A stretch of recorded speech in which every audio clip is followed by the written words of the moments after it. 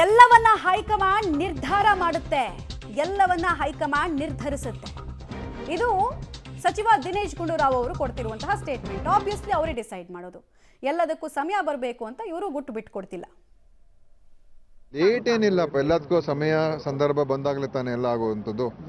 ಅದಕ್ಕೋಸ್ಕರ ಈಗ ಅವರು ಆ ಸನ್ನಿವೇಶ ಸುಮ್ಮನೆ ಕರೆದ್ರೆ ಆಗುತ್ತಾ?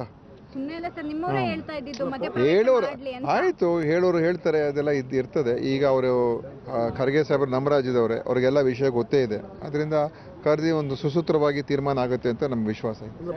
MLA-ಗಳಿಗೆ ಒಂದು ಗೊಂದಲ ಇತ್ತು ಸರ್, ಇದೇನು ಒಪ್ಪಂದ ಆಗಿದೆಯಾ ಇಲ್ವಾ ಅಂತ. ಈಗ ಡಿ.ಕೆ. ಬಹಿರಂಗವಾಗಿ ಹೇಳಲಿಕ್ಕೆ ಶುರು ಮಾಡಿದ್ದಾರೆ, ಏನಂತ? ಹೌದು, 5 ಜನರ ನಡುವೆ ಮಾತುಕತೆ ಆಗಿದೆ ಅಂತ. ನನಗೆ ಅದೆಲ್ಲ ಗೊತ್ತಿಲ್ಲ, ಯಾಕಂದ್ರೆ ಅದೆಲ್ಲ ಹೈಕಮಾಂಡ್ ಮಟ್ಟದಲ್ಲಿ ಇರುವಂಥದ್ದು. ಅವ್ರೀಗ ಅವರೇ ಕರ್ಸ್ಕೊಂಡಿರೋದ್ರಿಂದ ಅಲ್ಲೇ ಎಲ್ಲ ತೀರ್ಮಾನ ಆಗ್ತದೆ. ಆಯ್ತಾ? ಈ ನಡುವೆ ಸ್ವಾಮೀಜಿಗಳು ಎಂಟ್ರಿ ಆಗಿದ್ದಾರೆ ಸರ್. ಒಕ್ಕಲಿಗ ಸ್ವಾಮೀಜಿ ಡಿ.ಕೆ. ಶಿವಕುಮಾರ್ ಅವ್ರಿಗೆ ಅವಕಾಶ ಕೊಡಬೇಕು. ಅದು ಅವ್ರವ್ರ ಅಭಿಪ್ರಾಯಗಳು, ಅವ್ರು ಏನಾದರೂ ಹೇಳ್ಕೊಳ್ಳಿ. ಕಾಂಗ್ರೆಸ್ ಪಕ್ಷದಲ್ಲಿ ಇದು ಆಂತರಿಕ ವಿಚಾರ. ಯಾರೇ ಬೇರೆಯವರು ಅವರ ಅಭಿಪ್ರಾಯಗಳು ಏನೇ ಕೊಟ್ಟರು ಕೂಡ ಅದು ಅವರು ಹೇಳುವಂಥದ್ದಕ್ಕೆ ನಾವು ಇಲ್ಲ ಅಂತ ಹೇಳಬಾರ್ದು ಅಂತ ನಾವು ಹೇಳೋಕ್ಕಾಗಲ್ಲ. ಪ್ರಜಾಪ್ರಭುತ್ವ. ಆದರೆ ನಮ್ಮ ಪಕ್ಷದ ತೀರ್ಮಾನಕ್ಕೂ ಅದಕ್ಕೂ ಯಾವ ಸಂಬಂಧ ಇರೋದಿಲ್ಲ.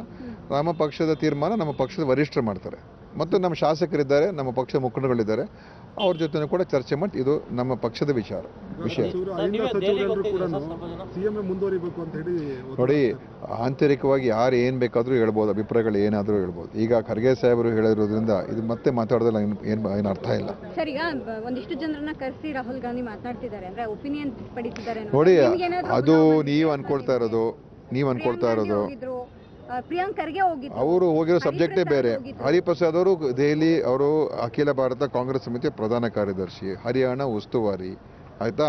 ಅವ್ರು ರಾಹುಲ್ ಗಾಂಧಿಯವ್ರನ್ನ ಭೇಟಿ ಆಗಲೇಬಾರ್ದಾ?